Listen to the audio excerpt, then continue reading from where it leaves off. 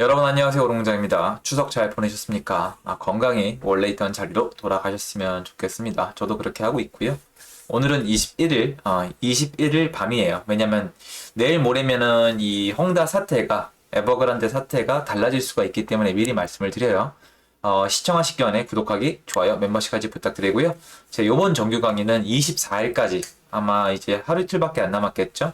거기까지밖에 접수가 안 되니까 혹시 원했던 분들은 마지막 데드라인은 지키셔야 그 이후에는 방법이 전혀 없습니다. 예, 부탁드리겠습니다.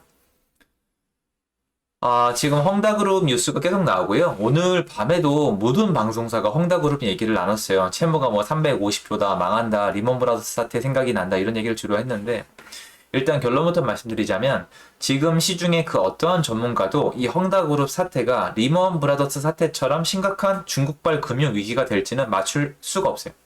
모두의 의견이 달라요. 의견은 간단히 짧게 정리하면 두 가지예요. 1. 리먼 브라더스 사태로 간다. 그러니까 여기에 돈을 빌려준 중국의 은행들이 망하면서 연쇄 도미노 간다. 2.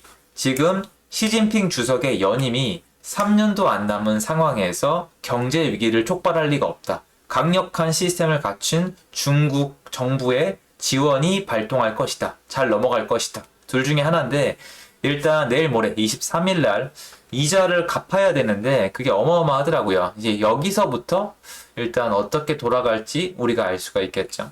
근데 헝다그룹 얘기는 이미 했고요. 그게 아니라 굉장히 중요한 게 제가 생각이 났어요. 이 중요한 부분인데 한번 여러분이랑 같이 생각을 해보고 공유 드리면은 이번 헝다 사태도 마찬가지고 여러분들이 앞으로 경제 활동을 할 때 분명히 도움이 될 것 같다는 생각이 들더라고요.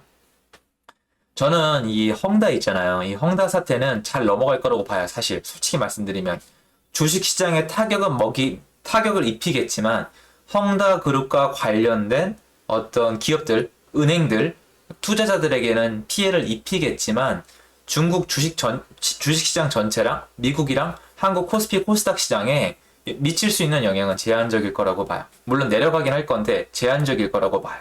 왜 그러냐면은, 그니까 제 이론이에요. 근데 여러분 아시겠지만, 저 이쪽으로는 잘 모르잖아요. 근데 제가 여태까지 부동산을 공부하기 위해서 배워온 것들을 좀 공유를 드릴게요. 제가 여태까지 역사를 지켜보니까, 일단은 제일 안 좋을 때 있잖아요. 항상 위기는 언제 찾아오냐면, 사람이 가진 것보다 많이 누렸을 때, 그러니까 많이 땡겨다 썼을 때, 그런 거 있잖아요. 내가 소비를 열심히 했는데 알고 보니까 다 빚이야. 남의 돈 갖다 끌어다 쓴 거예요. 그러면 그런 대가를 치러야 되잖아요. 그럴 때가 문제더라고요. 그러니까 IMF 때는 그 전에 우리 대기업들이 너무나 방만하게 웨어도 땡겨다 쓰고 달러도 땡겨다 쓰고 은행 빚도 땡겨다 쓰고 어음 발권하고 그러니까 아무렇지도 않게 본인들이 갖고 있는 자산의 몇 배에 달하는 돈을 땡겨다 쓰고 그게 한 번에 폭발한 거잖아요. 그리고 저기 아시겠지만 2008년도 서프라임 모기지 베어스턴스 넘어간 그 사건도 미국에 아시겠지만 부실 채권을 섞어가지고 서프라임 모기지죠. 그러니까 신용 등급이 낮은 원래 대출을 해주면 안 되는 신용 등급이 낮고 벌이가 낮은 사람들에게 주택을 살 수 있도록 엄청난 돈을 빌려줬잖아요. 주택이 5억짜리면 6억씩 빌려준 거 아닙니까? 사실은 세금까지 다 내라고. 그런 식으로 모든 사람의 능력을 완전히 초월한 탐욕을 채워주는 그 흐름이 한동안 연속되면은 언젠가 그 풍선이 빵 하고 터지는 것 같아요. 여태까지 제가 알고 있는 걸 합쳐보면은 IMF 때 한번 터졌고 국제금융위기 때 한번 터졌고 사실 한국은 카드론도 있어요. 카드론으로도 한번 터졌고 그리고 이제 닷컴 버블 붕괴도 한번 있었고 예전으로 돌아가면 오이쇼크도 있었고 근데 성격이 좀 달라요. 근데 이런 것들은 거의 다 보면은 누군가 탐욕을 냈다가 그게 꺼지면서 이게 붕괴가 된 거예요. 일본의 잃어버린 20년이 대표적이죠. 그죠? 플라자 합의 맺은 다음에 내수시장 불러일으킨다고 돈 풀었는데 그게 다 이제 버블로 꼈다가 문제는 그때 대출을 막 해줬잖아요. 땅 사면은 막 LTV 120%, 130% 이렇게 해줬잖아요. 그리고 한도가 없어요. 한도가. 계속 빌려줬으니까. 그러다 뻥 터진 거잖아요. 제가 말씀드리고 싶은 건 뭐냐면은 과연 지금 사태가 어떤 기업들과 개인들의 탐욕으로 엄청난 버블이 생겨 있냐. 그러니까 능력을 완전히 초월한 것들이 이루어져 있냐를 봐야 되는데 제가 봤을 때 헝다그룹은 맞아요. 뭐 요양원에다가 뭐 저기 생수에다가 뭐 별의별 걸 다 손을 냈더라고요. 헝다그룹은. 그 당연히 부동산도 하고. 그러니까 여러 가지를 하는데 막 불려 나갈 때 대출을 어마어마하게 끌어서 썼더라고요. 근데 문제는 여기다 투자를 많이들 했어요. 근데 제가 하고 싶은 얘기 이거예요. 지금 일단은 헝다그룹만 이렇다는 거예요. 그러니까 예전에 국제 금융 위기가 터지려면 월가 전체가 사실은 다 그 짓을 한 거잖아요. 그죠? 근데 여기는 지금 일단 드러난 거는 헝다그룹밖에 없잖아요. 물론 헝다그룹 말고도 여태까지 부동산 관련 기업이 중국에서는 계속 사라졌어요. 근데 헝다 같은 사이즈가 처음인 건데 헝다 말고 다른 기업들이 드러나면은 이제 그때는 문제가 될 건데 지금처럼 헝다랑 거대한 그룹 하나가 무너지는 거면은 이거는 제가 봤을 때 유동성을 공급하거나 해서 좀 도와줄 수 있지 않을까.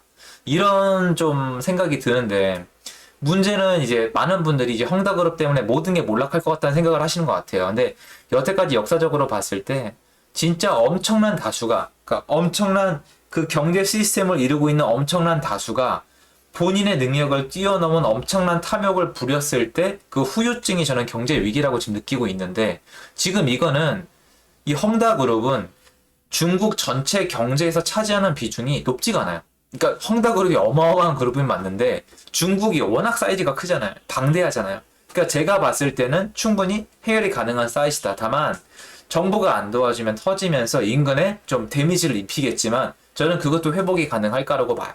그리고 이제 헝다그룹은 제 간단한 의견이고 저는 이제 지금 말씀드리고 싶은 내용 중에 제일 중요한 게 이거예요. 지금은 한국 시장이 주택 시장이 전 부동산 쪽이니까 대출이 안 나오잖아요. 대출이 안 나온단 말이에요. 그러면 지금 집을 사는 사람들은 대출에 관련해서는 무리를 해서 사고 있는 게 아니에요. 그건 여러분이 좀 알아주셔야 되는 게 지금 집을 사는 사람들은 무리하게 대출을 받아서 살 수 없어요. 왜냐하면 옛날을 까먹어서 그래요. 여러분 예전에 막 주택 가격에 70%, 80% 빌려줬단 말이에요. 지금 50%밖에 안 빌려줘요. 우리 옛날에 이자 6%대였어요. 실제 내가 내야 되는 금리가 6%, 7%였단 말이에요.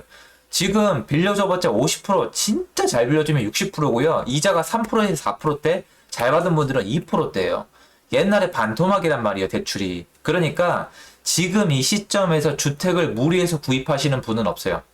여러분들이 지금 무리해서 구입한다는 건 여러분의 상상 속에 주택이 많이 올랐으니까 그냥 그 비싼 가격에 사니까 무리해서 산다는 얘기를 하는 거지 그 분의 어떤 이 구조를 봤을 때 대출을 무리해서 살 수는 없다고요. 제가 그분한테 무리인지 아닌지 판단하는 게 아니라 제가 지금 당장 무리를 하고 싶어도 무리가 안 돼요, 여러분. 대출이 안 되니까. 그러면 이 얘기를 하시잖아요. 야, 그게 아니라 이놈아. 5억짜리 집을 4억 5천을 전세를 끼고 사는데 그게 무리 아니냐. 그 언젠가 무너질 거다. 여기가 굉장히 중요한데. 그럼 많은 분들의 의견은 이거잖아요. 5억짜리 집을 샀는데 4억 5천에 전세를 끼고 들어갔잖아요. 그러면 레버리지가 크죠. 거의 집 가격이 몇 프로입니까? 90% 아니에요. 집 가격의 90%를 전세를 끼고 샀으니까 전세는 엄연히 따지면 사금융이에요. 개인 대 개인 간의 계약이니까. 사금융으로 90%짜리 대출을 쓴 거나 다름이 없어요. 단 이자는 없습니다. 그런데 문제가 뭐예요? 제가 계속 말씀드리고 싶은 게 요거예요, 여러분. 지금 제가 왜 집을 사라고 하냐면 여러분이 판단했을 때 지금 그 전세가가 내려가거나 전세가 영원히 안 나가. 그러니까 전세 수요자를 못 구하거나 전세가가 내려갈 것 같으면 이 사람이 무리해서 샀던 대가를 치러야 돼요. 원래 그래요. 역사적으로 내 능력 이상으로 너무 심하게 남의 힘을 끌어다 쓰고 레버리지를 과하게 썼다가 중간에 딱 삐끗 잘못하면 맛이 가는 거잖아요. 그럼 갭 투자하신 분은 지금 이 시점에서 집을 사서 못 들어가니까 갭으로 사놓으신 분들은 최대 리스크가 뭐냐? 전세가 재계약이 안 되거나 전세가가 하락하는 겁니다. 맞잖아요. 맞잖아요. 근데 여러분이 봤을 때 매매가는 그렇다 쳐요. 매매가는 그렇다 쳐도 전세가가 지금 하락할 거라고 생각하시는 분들은 그 이유가 뭐냐는 거예요. 그냥 많이 올라서. 왜냐면 제가 낙찰 받았을 때 제가 경매 낙찰을 받았는데 제가 이제 명도를 해야 되는 그 저기 살고 계신 세입자 선생님 상당히 좀 욕심이 많으신 분이었어요. 근데 그분은 이제 폭락론자고 요번에 전세가가 폭등했으니까 전세가가 폭락할 거라 그러시더라고요. 그래서 제가 말씀을 드렸어요. 선생님 제가 이것도 인연인데 이사를 가시더라도 집을 사서 가라. 왜냐면 전세로 사실 돈이 있으니까 그 당시에 전세로 수억 원을 현금으로 살고 대출도 없이 수억 원의 전세로 살고 계셨거든요. 그러면 당연히 집을 살 수가 있었어요. 그때 얼마든지 살 수 있었어요. 제가 분명히 기억을 하거든요. 저한테 저도 그때 두 번 다시 언급 안 한 게 저를 완전 사기꾼 취급하시더라고요. 누굴 매길라 그러냐. 이제 하락이다. 이제 끝물이다. 내가 알았으면 이걸 내가 낙찰받았다. 근데 지금 보시면 그분이 전세로 들어간 가격에 들어갔잖아요. 그분이 제 기억이 맞으면은 예를 들어서 이런 식이에요. 제가 분명히 기억하는데 누군가가 4억에 산 집에 4억의 전세로 들어가셨거든요. 왜냐면 제가 명도할 때 부동산 사장님이 도와주셔서 분명히 겨울에요. 4억, 누군가 4억에 산 집에 4억의 전세로 들어가신 거예요. 근데 제가 하고 싶은 얘기가 이거예요. 그분은 폭락을 한다고 말씀하셨잖아요. 그 선생님이 틀렸다는 게 아니라 그 선생님의 이론에 문제가 있다는 겁니다. 4억에 산 집에 본인이 4억에 들어가면서 부동산 시장이 하락할 걸 바라는 거는 전혀 부동산 시장의 하락 논리를 모르시는 거예요. 왜 그러냐면은 말씀드렸잖아요. 갭 투자가 나쁘다고 하잖아요. 집을 5억에 샀어요. 그래서 4억 5천에 전세를 왔어요. 사기 같잖아요. 근데 이 사람이 무너지려면 어떻게 해야겠냐는 거예요, 제 말은. 이 사람이 어떻게 하면 무너질까요? 이분은 여러분, 전세입자가 전세금을 돌려달라고 계속 요청을 하거나 내려가, 예를 들어 4억 5천 하던 전세가 3억이 돼서 1억 5천을 돌려달라고 할 때 망하는 겁니다. 맞죠? 전세금을 못 돌려줄 때, 그리고 전세가가 내려가서 차익분을 돌려줘야만 할 때 이 사람이 망하는 거예요. 그리고 그때도 망하는 게 아니라 주택을 팔아 넘길 수 있는 기회가 또 있어요. 근데 여러분께 여쭤보잖아요. 제가 2020년 7월 이후로 강력히 주장을 하잖아요. 여러분은 지금 시장에 나가봤을 때 전세가가 하락할 것 같냐고요. 이게 여러분 헝다그룹도 마찬가지고 국제금융위기도 마찬가지고 IMF도 마찬가지예요. 채무를 못 갚는 거잖아요, 여러분. 뭔가를 가지고 있는 사람이 망하는 건 채무를 못 갚는 거예요. 서브프라임 모기지 때도 집값이 떨어져서 망한 게 아니라 그 사람들이 채무를 못 갚아서 그런 거거든요. 위에서부터 도산하면서 채무를 못 갚은 거예요. 많은 사람들이. 빚더미에 올라튼 거잖아요. 그럼 전세를 끼고 집을 사는 사람들은 빚더미에 올라앉으려면 어떻게 해야 돼요? 그렇죠. 전세금을 못 돌려줘야 돼요. 근데 여러분 지금 불과 봅시다. 6개월 전에 제 말대로 6개월 전에 올 초반에 집 사라 그랬을 때 뭐라 그랬습니까? 한번 찾아가 보세요. 제 올 초의 영상을 찾아서 댓글들을 보세요. 뭐라고 하셨는지. 욕을 많이 하셨잖아요, 사실. 그리고 1년 전 영상으로 가도 똑같이 말씀을 드렸죠. 1년 전이면 이제 전세 시장이 바뀌었을 때니까. 12개월 전에, 6개월 전에 사신 분들 본인의 집의 전세가가 어떻게 되는지 확인해 보세요. 전세가가 얼마나 많이 올랐는지. 그러면 어떻게 된 거냐면은 빚더미에 올라앉을 확률이 되게 내려간 거거든요. 그러니까 제가 말씀드리는 게 지금 이 시장에서 많이 올랐다는 사실만 가지고 주택가격이 하락할 거라고 얘기하기에는 밑에 일반인들이 쓰고 있는 사금융인 전세값이 너무 올라가고 있기 때문에 그분들의 레버리지가 엄청나게 탄탄해지고 있단 말이에요. 근데 그거를 보시라고요. 근데 이게 지금까지는 그렇다 쳐도 앞으로 지속될 것 같으면 지속될 거랑 공부가 되고 내가 그렇게 생각이 들면 집을 진짜 사셔야 돼요. 전세입자랑 지금 월세입자로 들어가면 누군가한테 그 혜택을 제공하고 있는 거잖아요. 이게 맞다니까 여러분. 그때 그분 어떻게 되겠어요?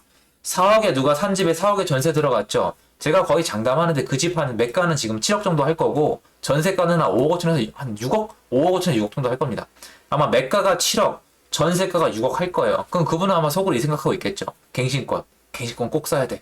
갱신권을 쓰고 말 테야. 이 생각하고 계실 건데 그때 집을 샀으면 끝난 문제란 말이에요. 그래서 저는 그게 안타까운 건데 지금 많은 분들이 생각하는 것처럼 주택가격이 많이 올랐다는 이유로 떨어지는 그런 구조가 아니란 말이에요. 대출을 무리해서 해줬어야지 떨어질 거니까 여러분. 대출을 무리해서 해줬어야 대출을 받았던 사람들이 망할 거 아니에요. 대출을 안 해주잖아요 지금. 지금 대출을 막히고 있잖아요. 그래서 저는 여러분이 좀 이런 경제 위기를 보더라도 지금 부동산 시장을 보더라도 모든 걸 보더라도 그런 것들을 하나하나 캐치하셨으면 좋겠다는 생각이 들어요. 물론 제가 거시경제나 미시경제의 고수는 아니에요. 설명이 많이 미흡할 거 알지만 자세히 보면은 이 시스템이 무너지는 구조는 분명히 맞거든요. 빚을 많이 빌려. 그래서 뭘 사. 근데 뭘 샀는데 내가 대출을 못 갚아. 이러면 문제가 되는 거잖아요. 그쵸? 이게 문제가 되는 거잖아요. 그럼 집값이 내려가. 집값이 내려가는 것 때문에 이것 때문에 빚을 못 갚아. 집값이 내려간 것 때문에 애가 채무를 갚으라고 해. 그럼 망하는 건데 지금은 일단은 집값이 내려간다 해도 반토막이 나야 되는 거예요. 왜냐면은 아시겠지만 주택가격의 절반밖에 대출 안 해줬잖아요. 그럼 주택가격이 엄청나게 떨어져야 되는데 그게 떨어지려면 전세가도 같이 붕괴가 돼야 되는데 전세 시장이 지금 불안정하잖아요. 그래서 저는 지금 여러분이 주택을 매수할 때 제가 많이 올랐다 내렸다가 아니라 이걸 계속 말씀을 드리는 거예요. 집을 안 사면 전세나 월세로 버텨야 되는데 그게 지금 과연 좋은 시나리오냐, 내가 어디에다 내 미래를 베팅하는 건지는 최소한 아셨으면 좋겠다 이 얘기를 하고 싶은 거예요. 그래서 마침 또 헝다 악재나 뭐 리먼브러스 사태를 자꾸 언급을 하니까 생각이 나서 영상을 하나 준비해 봤습니다. 도움되었으면 좋겠고요. 행복한 하루 되십시오. 감사합니다.